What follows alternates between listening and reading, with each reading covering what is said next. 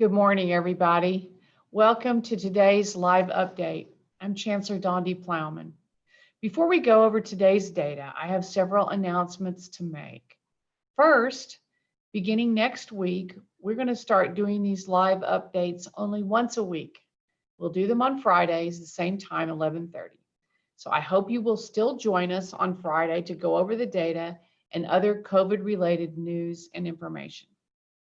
Second, we will begin a phased reopening of our dining facilities, beginning with our retail locations. We've seen a recent decrease, a sharp decrease in our active case counts, and the positivity rates from the comprehensive testing in our residence halls, the first that we've done, have suggested that the prevalence of the virus is lower than it was earlier this semester. Stokely and Presidential Court will remain carry-out only, though we hope to fully reopen those facilities soon. Our intent was always to lift these restrictions, and I am grateful to everyone who has done their part to help reduce the spread of this virus.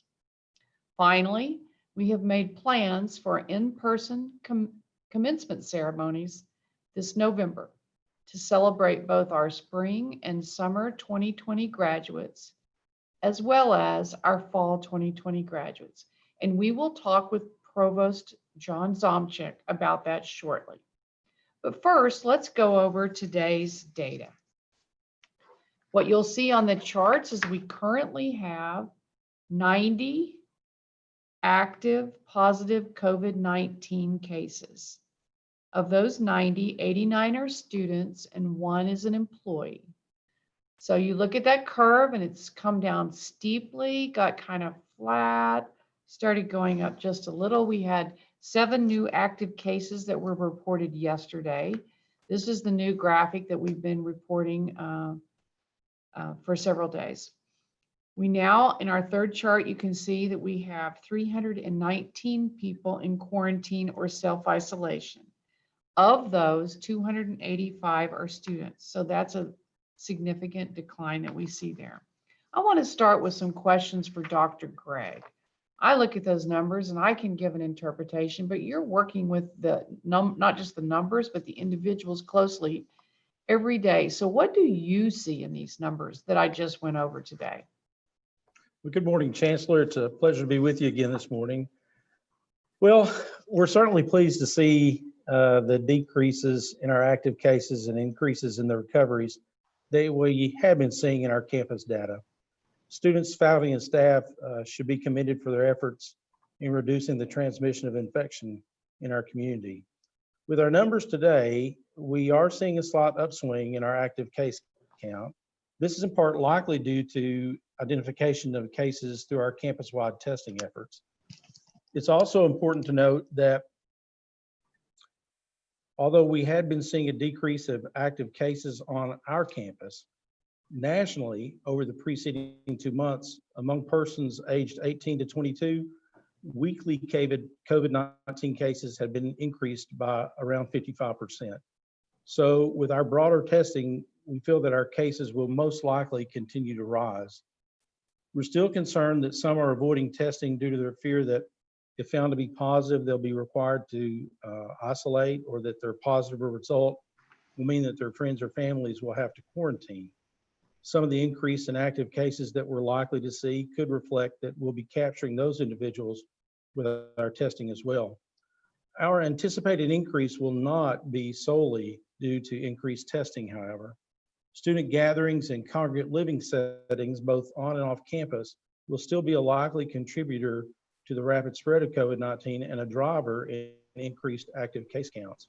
And this is of concern because younger adults contribute to wider community transmission of COVID-19. Across the southern US in June, increases in the percentage of positive COVID-19 test results among adults aged 20 to 39 preceded increases among those aged greater than 60 by around 1 to 2 weeks. And we know that those over 60 are at greatest risk of complications from infection, including death. So it remains important for college and university campuses to continue to take actions to promote healthy environments. Students, faculty, and staff should still stay home if they feel ill and complete our online self-isolation form. We must all continue taking precautions, including mask wearing, social distancing, and hand hygiene, and follow all health and safety guidance for minimizing the spread of COVID-19, not only to protect each other, but also the more vulnerable populations in our community. Thank you. We had the visit from Dr. Burks a few weeks ago, which was so helpful to us. I just saw her yesterday, someone asking her, well, what do we do until we get the vaccine? And she said two things: wear the mask and don't have those gatherings of your friends and neighbors in your living room where everybody's in there together. That is how we're passing the virus. So that's consistent with what you just said there. Let's talk a little bit about our pooled saliva testing. So we're a few weeks into this. We started with White and Hess Halls. This week we're testing in Dogwood and Magnolia. Can you talk about what you've learned from those results, and then where are we going to be testing next week with the pooled saliva?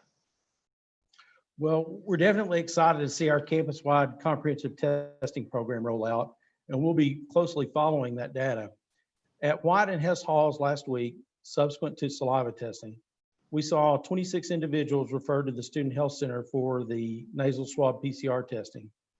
6 were able to show previous positive results in the last 90 days, and therefore they didn't have to be retested. Out of the other 20, there were 14 who tested positive on their nasal swab PCR test. 4 of those were from Whitehall and 10 were from Hess. This week at Dogwood and Magnolia Halls, we had participation rate of 76% at Dogwood. That's 337 out of 441 residents, and 51% at Magnolia. That's only 194 out of 380 residents. These participation numbers are not as high as what we'd hoped for. For our screening program to be truly effective and provide useful data, we really need broader participation. Moving forward, we would just encourage all of our residents to participate. These efforts are intended to promote the health and safety of everyone on campus. We all have an important role to play there. Next week, our tentative sampling schedule includes the residents of North Carrick on Monday, South Carrick on Tuesday, and Orange Hall on Friday. This is an opportunity for residents of those facilities to show their true volunteer spirit with wider participation. I think we need to get a competition going there. And I just remind students that when you signed the housing contract, you agreed to whatever the testing protocol would be at the university. So this is not an option, really. So we look forward to getting those numbers up from what you saw and one of them there. So thank you for helping us think that through. Let's just one more thing. We've been sending out a lot of messages this week, reminding our students, faculty, and staff of the requirement to get a flu shot. I haven't gotten mine yet, but it's on my calendar. I've got a date. Why is this so important this year? Why are we pushing this? Well, Chancellor, you're so right. Because of the ongoing COVID-19 epidemic, getting a flu vaccine this season is more important than ever. And the CDC is encouraging everyone to get the flu vaccine this year. With this in mind, we're having several flu vaccine events on campus for faculty, staff, and students this semester. And because flu vaccine is CDC recommended, it's covered by health insurance at 100%. Flu vaccination is really important for people who are at high risk from flu, like those with pre-existing health conditions, because many of them are also at high risk for COVID-19 and serious outcomes. The flu and COVID-19 are both contagious respiratory illnesses, but they're caused by different viruses. COVID-19 is caused by infection with the new coronavirus, and the flu is caused by infection with influenza viruses. But the symptoms of flu and COVID-19 are very similar, making it hard to tell the difference between the two. Testing will be needed to help confirm a diagnosis either way. And certainly some people could get infected with both, which is a particularly worrisome scenario. Getting the flu vaccine certainly helps to reduce that likelihood. So the way I'm thinking about it is, from a student standpoint, if I show symptoms that are flu symptoms and they look like the same symptoms as COVID symptoms, I could end up taking a COVID test but still need to quarantine, right? That's correct. So a really important reason, I hope students are listening here, is we don't want to confuse flu symptoms with COVID symptoms. So really important, and not to mention, nobody wants to get both of those at the same time. Then the danger is graver for all of us. Well, thank you for that. We're going to switch gears here and talk about commencement. I know a big disappointment to our May graduates was because of COVID, we were not able to hold a commencement ceremony. So I mentioned earlier, we have now made plans for commencement ceremonies for next month, face to face. We're going to celebrate spring and summer 2020 graduates, any of them who want to return for that, as well as our fall 2020 graduates. We will have 3 socially distanced ceremonies each day for 4 days. I can do that math. That's 12 ceremonies. That's a lot, but it's what we think is the right thing to do so that people can receive their diploma in a safe way. I know it was disappointing in the spring and for our summer graduates to not to be able to participate or celebrate in person with their friends and family. And we've been looking for a way, researching, thinking through how to have a meaningful experience. We're still in the middle of a pandemic, but we've learned a lot about this virus that we didn't know in April when we would have been planning commencement. It is still very difficult to hold large events, particularly indoors. But we have a solid place and plan, and we're going to hear about that in a minute. I appreciate everyone's patience as we work to do this in a way that celebrates our graduates, creates a safe experience for them and their families. I'm just giving you a heads up. There will be parts of this that you won't like, but it is a great plan that allows us to do much of what we want to do in commencement. The timing and when it is may not thrill everyone. It's been a priority for all of us, our administration, our deans, and our faculty, to find a way to recognize the hard work and accomplishments of our graduates. And these ceremonies are going to look different. They're a different time. But what's important is we figured out a way to celebrate and let our graduates celebrate together with some parts of their family in person. So now let's get some details. Let's talk a little bit about how this is going to work. So Provost Zomchick, these questions are for you. Why did we land on these dates, like November? That seems weird. So why did we come up with these dates? Thank you, Chancellor, and I couldn't agree with you more. I'm really, really thrilled about the plan for commencement and the opportunity to recognize all the hard work that our graduates have put in over the years here on Rocky Top. So I think these are going to be really, really good. So the dates, why did we land on these dates? Well, we wanted to hold ceremonies before people left the campus at the end of the semester. As you know, people will be leaving before the Thanksgiving break and won't be coming back until January. And those who are graduating won't come back at all, of course. So we wanted to make sure that we didn't send students away for Thanksgiving and then bring them back for commencement. We also had to find a weekend, quite frankly, when we did not have a home football game. So the weekend that you mentioned, I think it was the 19th to the 22nd. Yeah, that's it. The 19th to the 22nd sort of satisfied both those needs. And so that's how we ended up with that weekend. Okay, so now let's talk about what can we expect of these ceremonies? What are they going to look like? How many people are going to be in there? All that stuff.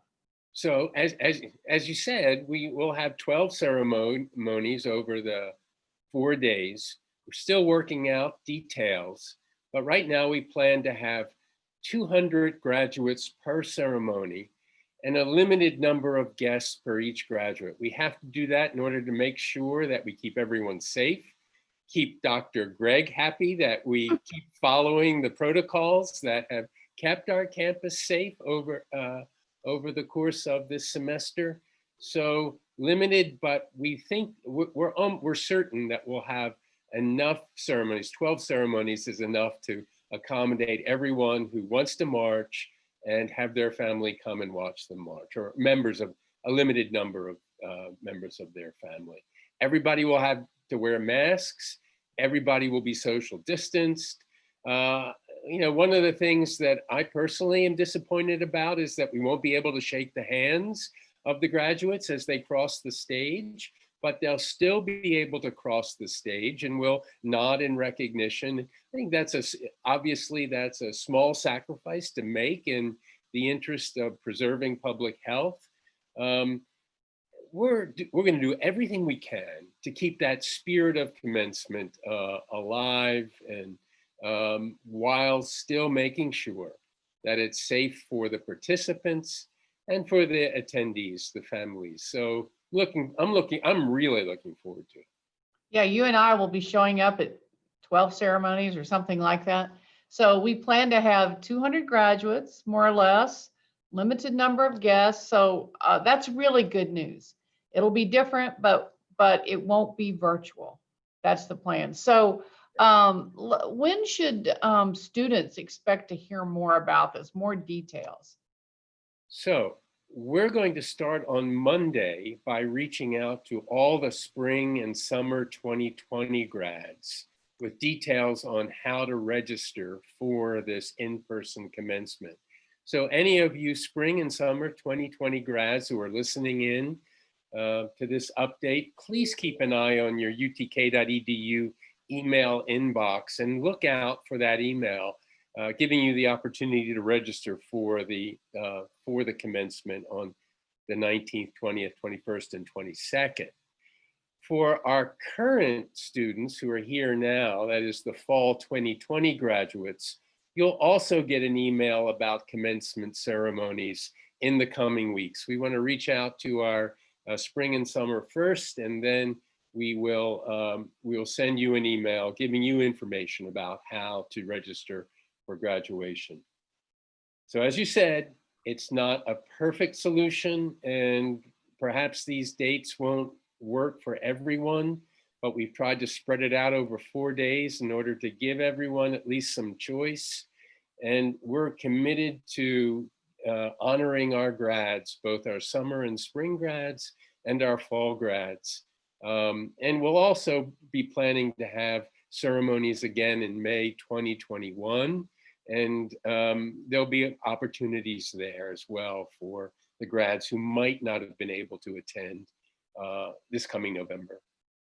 Well, I think that's really good news, and thank you for sharing it. And students, stay tuned. Parents, if you've got a graduating senior, stay on the email and look forward to more details.